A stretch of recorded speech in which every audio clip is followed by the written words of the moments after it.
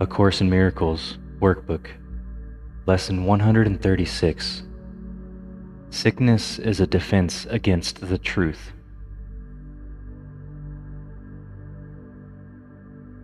No one can heal unless he understands what purpose sickness seems to serve, for then he understands as well its purpose has no meaning. Being causeless and without a meaningful intent of any kind, it cannot be at all. When this is seen, healing is automatic. It dispels this meaningless illusion by the same approach that carries all of them to truth and merely leaves them there to disappear.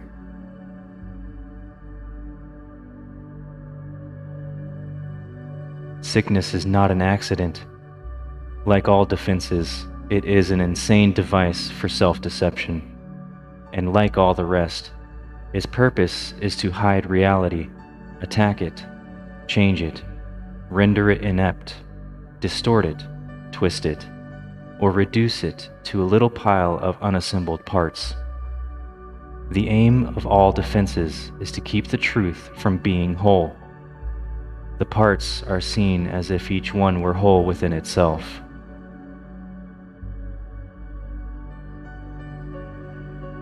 Defenses are not unintentional, nor are they made without awareness. They are secret, magic wands you wave when truth appears to threaten what you would believe. They seem to be unconscious, but because of the rapidity with which you choose to use them. In that second, even less, in which the choice is made, you recognize exactly what you would attempt to do, and then proceed to think that it is done.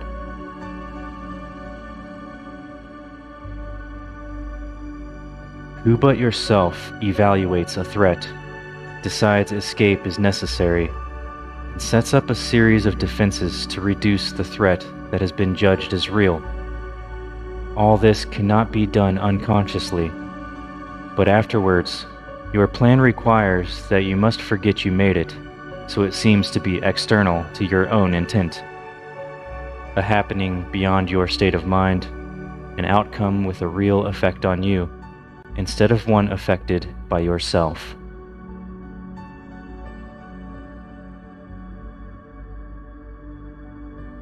It is this quick forgetting of the part you play in making your, quote, reality that makes defenses seem to be beyond your own control. But what you have forgot can be remembered, given willingness to reconsider the decision which is doubly shielded by oblivion. Your not remembering is but the sign that this decision still remains in force, as far as your desires are concerned. Mistake not this for fact. Defenses must make facts unrecognizable. They aim at doing this, and it is this they do.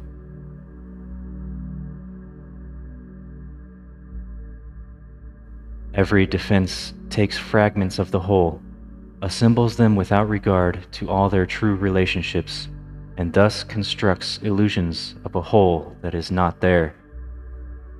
It is this process that imposes threat, and not whatever outcome may result. When parts are wrested from the whole and seen as separate and wholes within themselves, they become symbols standing for attack upon the whole, successful in effect, and never to be seen as whole again. And yet you have forgotten that they stand but for your own decision of what should be real to take the place of what is real.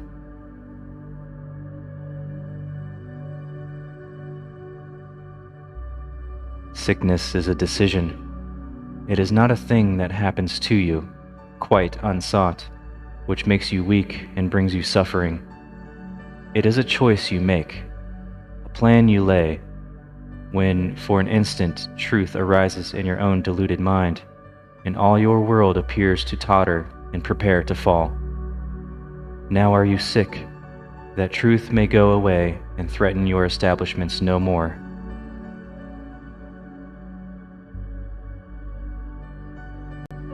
How do you think that sickness can succeed in shielding you from truth? because it proves the body is not separate from you, and so you must be separate from the truth. You suffer pain because the body does, and in this pain are you made one with it. Thus is your, quote, true identity preserved, and the strange, haunting thought that you might be something beyond this little pile of dust silenced and stilled. For see, this dust can make you suffer, twist your limbs and stop your heart, commanding you to die and cease to be.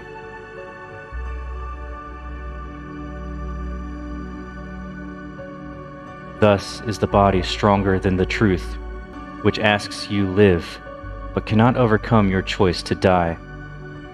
And so the body is more powerful than everlasting life, heaven more frail than hell, and God's design for the salvation of His Son opposed by a decision stronger than His will. His Son is dust, the Father incomplete, and chaos sits in triumph on His throne.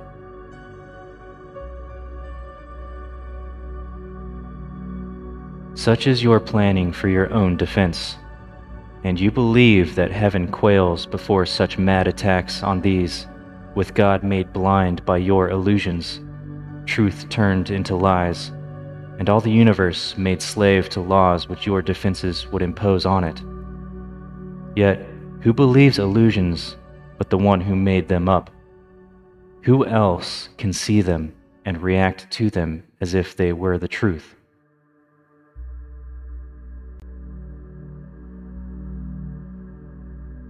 God knows not of your plans to change His will. The universe remains unheeding of the laws by which you thought to govern it, and heaven has not bowed to hell, nor life to death.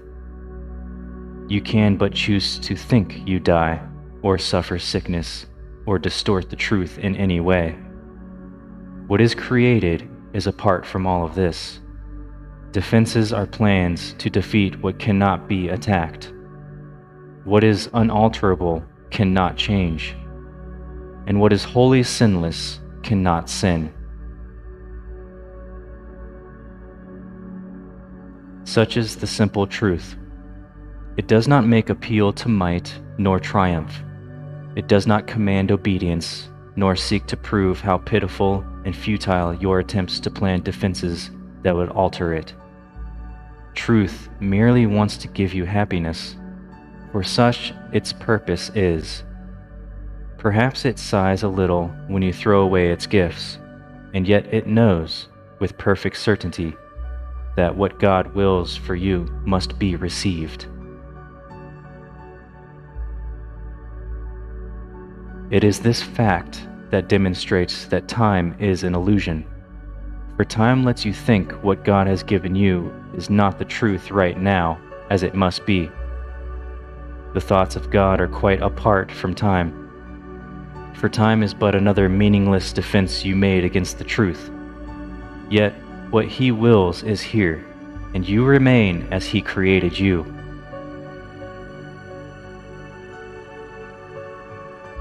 Truth has a power far beyond defense, for no illusions can remain where truth has been allowed to enter. And it comes to any mind that would lay down its arms and cease to play with folly. It is found at any time, today, if you will choose to practice giving welcome to the truth.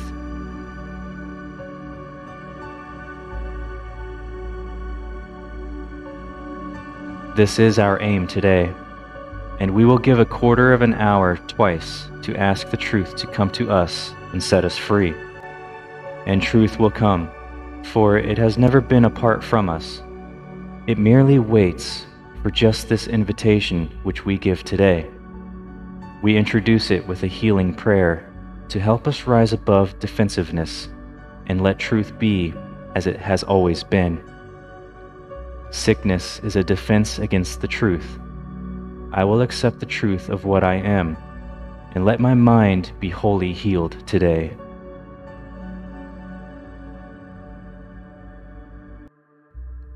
Healing will flash across your open mind, as peace and truth arise to take the place of war and vain imaginings. There will be no dark corners sickness can conceal and keep defended from the light of truth.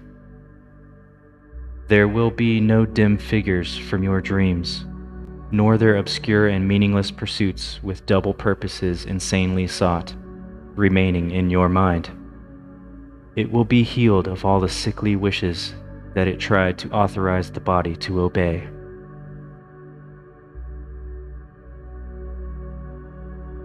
Now is the body healed, because the source of sickness has been opened to relief. And you will recognize you practice well by this. The body should not feel at all. If you have been successful, there will be no sense of feeling ill or feeling well, of pain or pleasure. No response at all is in the mind to what the body does. Its usefulness remains, and nothing more.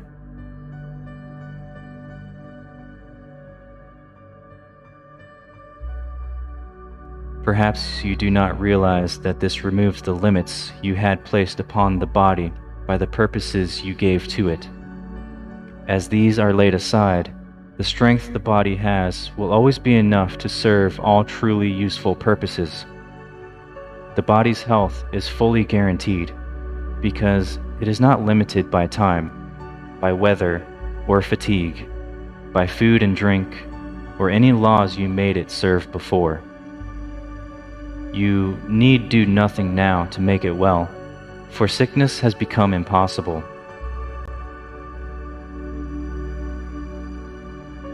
Yet, this protection needs to be preserved by careful watching.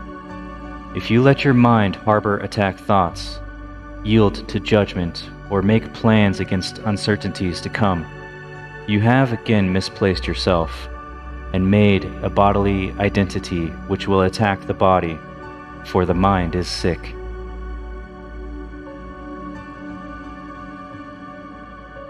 Give instant remedy should this occur, by not allowing your defensiveness to hurt you longer.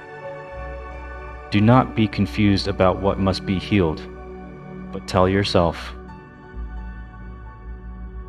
I have forgotten what I really am, for I mistook the body for myself. Sickness is a defense against the truth, but I am not a body, and my mind cannot attack, so I can not be sick.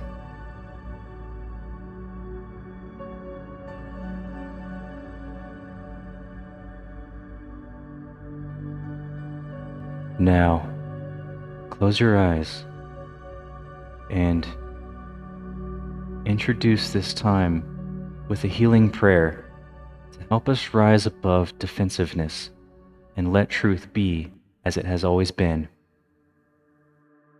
Say to yourself, sickness is a defense against the truth.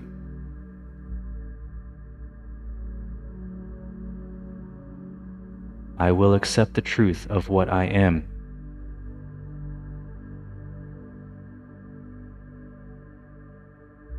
And let my mind be wholly healed today.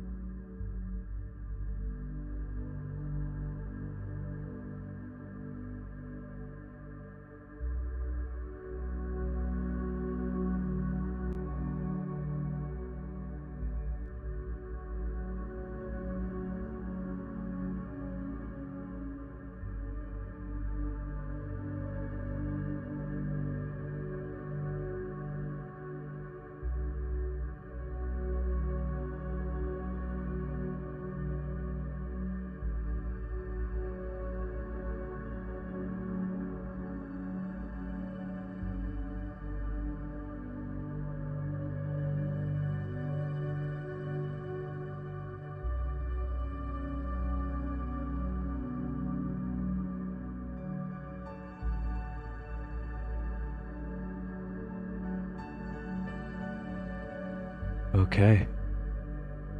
This concludes Lesson 136. Remember to revisit these longer practice periods one more time before the end of the day. If you let your mind harbor attack thoughts, yield to judgment, or make plans against uncertainties to come, you have again misplaced yourself and made a bodily identity which will attack the body, for the mind is sick. Give instant remedy should this occur, by not allowing your defensiveness to hurt you longer. Do not be confused about what must be healed, but tell yourself, I have forgotten what I really am, for I mistook my body for myself. Sickness is a defense against the truth. But I am not a body, and my mind cannot attack, so I can not be sick.